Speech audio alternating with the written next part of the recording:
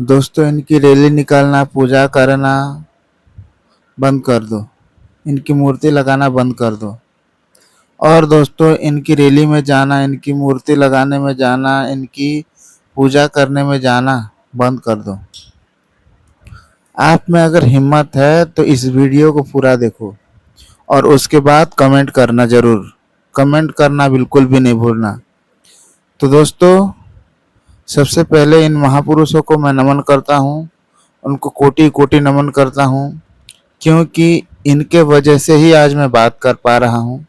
अगर इन्हीं लोग नहीं होते तो मैं शायद आज ये बात रखने की काबिल ना होता।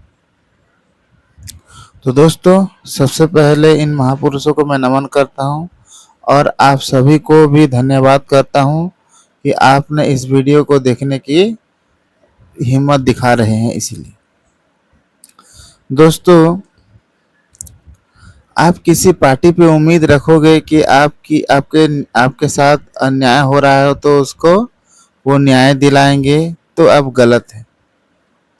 आप किसी सामाजिक सरकार के ऊपर भी, सामाजिक संगठन तो छोड़िए, सरकार भी आपका जो है न्याय करेगा, इस बात को भी आप छोड़ दीजिए, क्योंकि ये दोनों ही होना बिल्कुल भी नहीं हो सकता।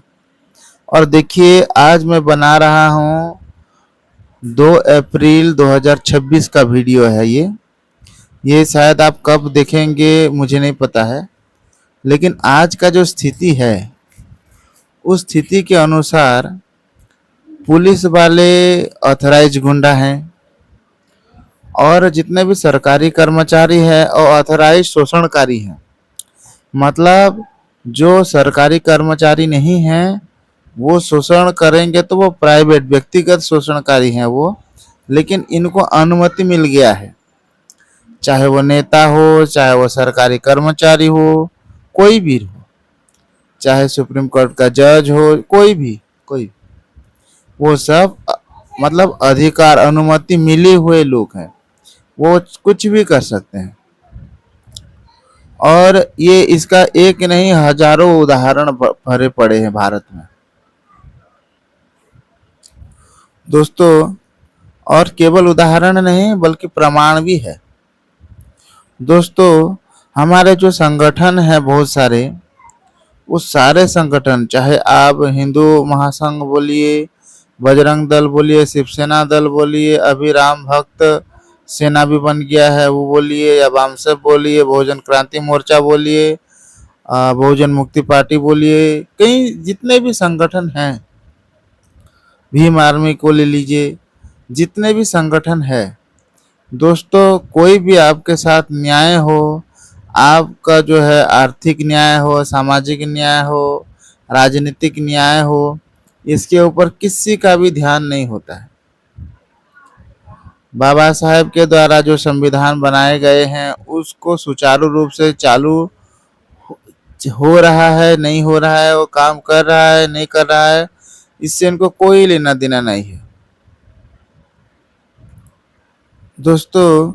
आप जरा सोचिए, अगर लेफ्टिस्ट जो हम कहते हैं, मतलब जो विरोध करने वाले हैं, सामाजिक संगठन है जो विचारधारा के रूप में जो मानसिक गुलाम रखने वाली विचारधारा के ऊपर वो कहर बरसाते हैं, उन लोगों का भी जो बहुत बड़ा संगठन है, वो भी बाबा साहेब द्वारा जो संविधान में बताए गए सिस्टम में जितने भी कार्य है, चाहे वो ब्लॉक के हो, डिस्ट्रिक्ट के हो, देश का हो, राज्य का हो, हर जगह का, मतलब वहाँ पे हो रहे हैं कार्य की एक्टिविटी के ऊपर उनका कोई भी मतलब जवाबदारी वो नहीं लेते। जब उन पर आँच आए तो वो रैली निकालें, जब उन पर आँच आए तो वो मूर्ति लगाएं, जब उन पर आँच आए तो वो पूजा करें। ये सब चल रहा है। अगर ये बात झूठ है तो आप बता दीजिए, कमेंट कर दीजिए। तो दोस्तों, मैं आप सभी लोगों से गुजारिश करता हूँ कि बाबा साहब ने जो बोले थे, शिक्षित बनो, संगठित बनो और संघर्ष करो, इसका मतलब ये है सबसे पहले आप शिक्षित बनो, पढ़ाई लिखाई करो, भले ही आपको सरकारी नौकरी नहीं मिले, प्राइवेट नौकरी ना मिले, कोई बात नहीं है। आप भारत छोड़ करके दूसरे जगह जा करके भी अपने सम्मान खुद रख सकते हो, अगर आप पढ़े लिखे होगे तो। दूसरी बात, बाबा साहब ने बोले थे संगठित हो जाओ। इसका मतलब ये है कि आपके जैसे लोग, जैसे मान लो आप न्याय के ऊपर, समानता के ऊपर आप रुचि रखते हैं, तो उस तरह का लोगों अगर 10 जने भी हैं तो संगठित होकर के रहिए, ताकि आपके ऊपर कोई परेशान ना कर सके। कोई भी मोहल्ले में रहे, कोई भी गांव में रहे, तो आपके जैसे विचारधारा वाले लोगों के साथ जुड़ कर रहें। दूसरी चीज ये है, तीसरी चीज ये है कि संघर्ष करो।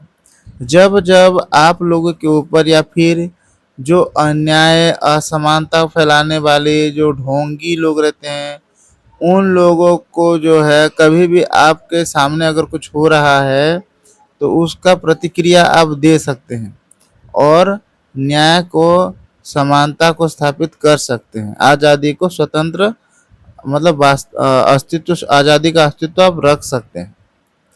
तो इस तरह से दोस्तों मेरा आज का विनती था कि आप लोग जो है, और एक चीज गौतम बुद्ध ने बताए थे कि बुद्धम शरणम गच्छामि, बुद्ध को जगाओ, अपने बुद्ध को जगाओ। जागने की क्षमता को बुद्ध कहते हैं दोस्तों। अपने बुद्ध को जगाओ, इसका मतलब है आप जागो, जाग जाओ। अज्ञान से सारे खराब काम होते हैं। जब ज्ञान प्रकाशित होता है तभी आप जो है अच्छे काम कर पाएंगे।